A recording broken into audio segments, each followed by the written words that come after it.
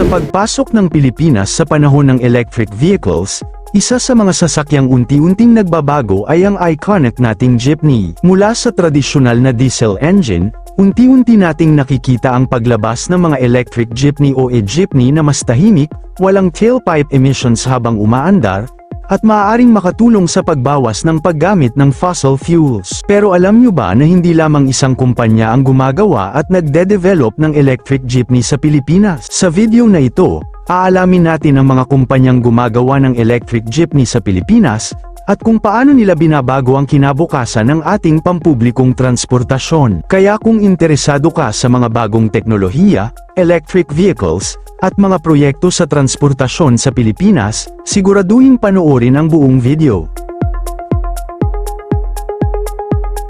At bago natin ituloy, kung ikaw ay bago pa lang sa aking YouTube channel ay huwag kalimutan mag-subscribe at i-click na rin ang bell icon para lagi kang updated sa mga bago kong upload video. Number 1, Tojo Motors Corporation.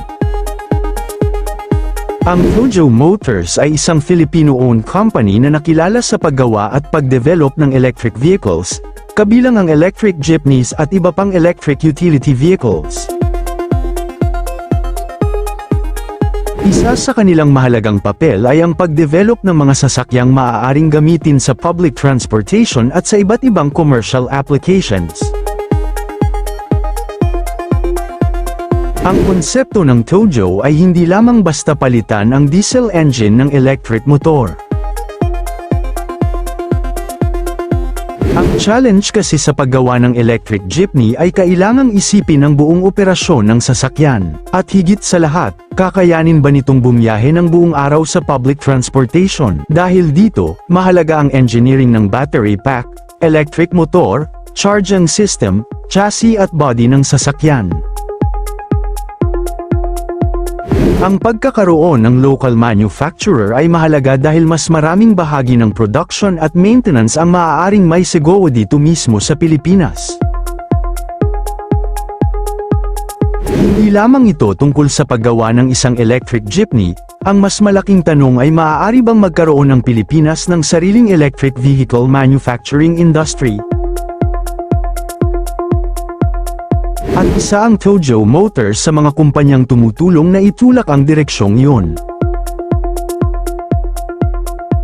Number 2, LCS Group at Electric Mobility on OEM. Punta naman tayo sa isa sa pinakaimportanteng development sa industriya, ito ay ang LCS Group at Electric Mobility on OEM.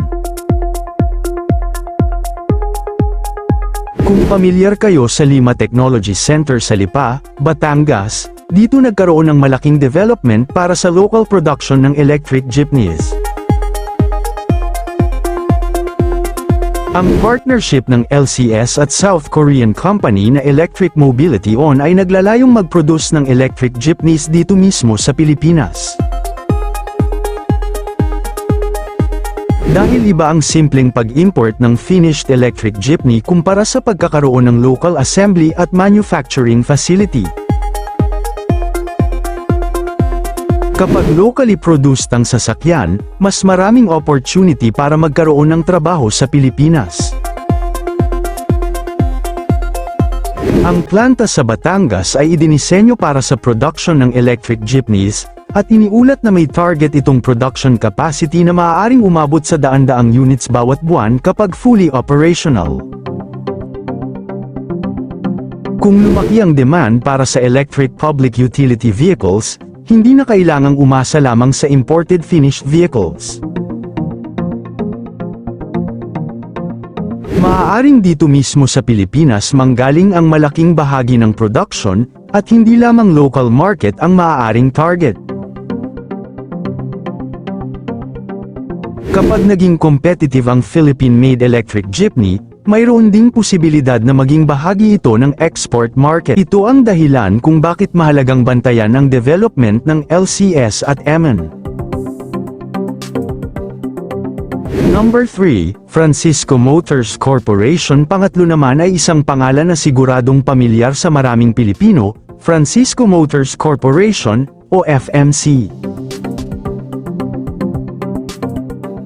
Ang Francisco Motors ay may mahabang kasaysayan sa paggawa ng jeepneys sa Pilipinas.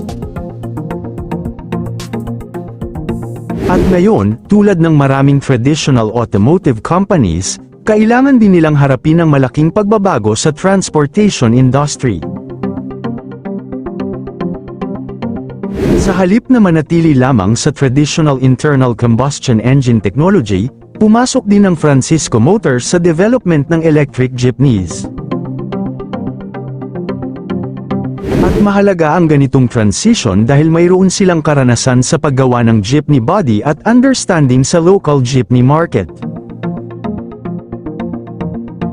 Kaya malaking advantage ang pagkakaroon ng manufacturer na matagal nang nakakaintindi sa local jeepney industry. Isa pa sa interesting development ay ang international opportunity ng Filipino-made electric jeepney. May mga hakbang ang Francisco Motors patungo sa international market, kabilang ang development at export opportunities para sa electric jeepney. Number 4, Sarao Motors. At syempre, hindi mawawala ang isa sa pinaka-iconic na pangalan sa industriya ng jeepney. Kapag sinabi mong jeepney sa Pilipinas, isa sa mga unang pumapasok sa isip ng maraming Pilipino ay ang Sarao. Ilang dekada ng bahagi ng kasaysayan ng Philippine Jeepney ang kumpanya, pero ngayon, dumating na ang bagong challenge. Paano magiging bahagi ng electric vehicle era ang isang traditional jeepney manufacturer, at dito nagiging interesting ang partnership ng Sarao Motors at Tembo ALV. Sa halip na mawala ang traditional expertise ng Sarao sa paggawa ng jeepney body, maaaring pagsamahin ang kanilang experience sa vehicle body manufacturing sa electric drivetrain technology. Isang electric version ng iconic Philippine jeepney, at ito ang isang mahalagang punto, hindi kailangang mawala ang identity ng jeepney para maging electric. Maaaring magbago ang propulsion system mula diesel patungo sa electric motor habang pinapanatili ang karakter at disenyo ng jeepney. Ito ang mga tanong na magiging mahalaga para sa mga jeepney operators. Sa apat na kumpanyang ito, sino ang pinakamalaki? Hindi ganoon kadaling pumili ng isang winner, dahil magkakaiba ang kanilang strength. Ang Tojo Motors ay may focus sa electric vehicle manufacturing at local EV development. Ang LCS at EMA naman ay may malaking development sa local assembly, manufacturing facility sa Batangas. Ang Francisco Motors ay may matagal ng experience sa jeepney manufacturing at ngayon ay pumapasok din sa electric mobility at international opportunities. At ang Sarao Motors ay may napakalaking historical connection sa Philippine jeepney at nakikipag-partner para dalhin ang traditional jeepney design patungo sa electric era.